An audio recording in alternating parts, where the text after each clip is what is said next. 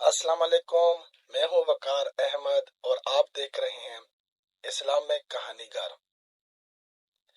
ایک دفعہ ایک بادشاہ نے اپنے وزیر سے سوال پوچھا کہ مجھے بتاؤ، میرے یہ سب غلام مجھ سے زیادہ کیسے خوش باش رہتے ہیں جبکہ ان غلاموں کے پاس کچھ نہیں ہے اور میرے پاس کسی چیز کی کمی نہیں ہے۔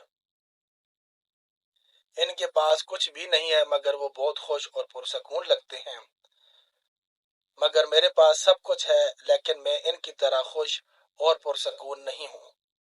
وزیر نے بادشاہ سلامت کا سوال سن کر جواب دیا، بادشاہ سلامت، آپ میری بات مانیں اور اپنے کسی غلام پر قانون نمبر 99 کا استعمال کر کے دیکھیے۔ بادشاہ نے وزیر سے پوچھا، اچھا مجھے بتاؤ، یہ قانون نمبر 99 کیا ہوتا ہے؟ وزیر نے کہا، بادشاہ سلامت، ایک سرائی میں 99 درہم ڈال کر سرائی پر لکھیے، اس میں تمہارے لیے 100 درہم ہدیہ ہے۔ رات کو کسی خادم کے گھر کے دروازے کے سامنے رکھ کر دروازہ کھٹکھٹا کر ادھر ادھر چھپ جائیں اور تماشا دیکھ لیجئے۔ بادشاہ نے ویسے ہی کیا جیسے وزیر نے سمجھایا تھا۔ ایک غلام کے گھر کے باہر سرائی رکھوا دی۔ سرائی رکھنے والے نے دروازہ کھٹکھٹایا اور چھپ کر تماشا دیکھنا شروع کر دیا۔ اندر سے غلام نکلا، سرائی اٹھائی اور گھر چلا گیا۔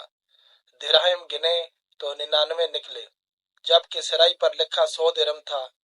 سوچا یقیناً ایک درہم کہیں باہر گرا ہوگا۔ غلام اور اس کے سارے گھر والے باہر نکلے اور اس ایک درہم کی تلاش شروع کر دی۔ ان کی ساری رات اسی ایک درہم کی تلاش میں گزر گئی۔ غلام کا غصہ دیدنی تھا۔ کچھ رات صبر اور باقی کی رات درہم کی تلاش اور چخ چخ میں گزری۔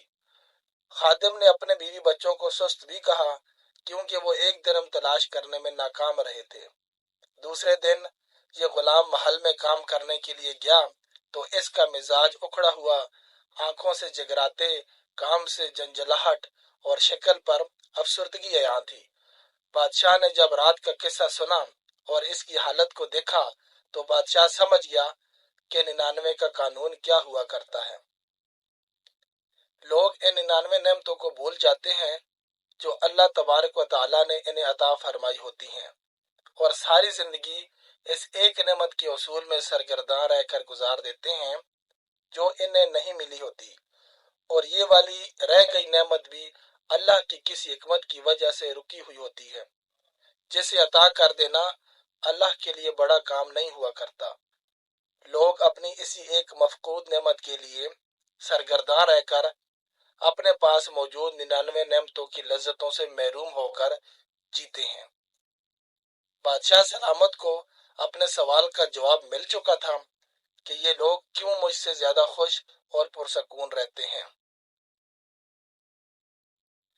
ہمیں بھی اپنی 99 مل چکی نعمتوں پر خوش رہنا چاہیے اور اللہ تبارک و تعالیٰ کا احسان ماننا چاہیے اور ان سے مستفید ہو کر شکر گزار بندے بن کر رہیں۔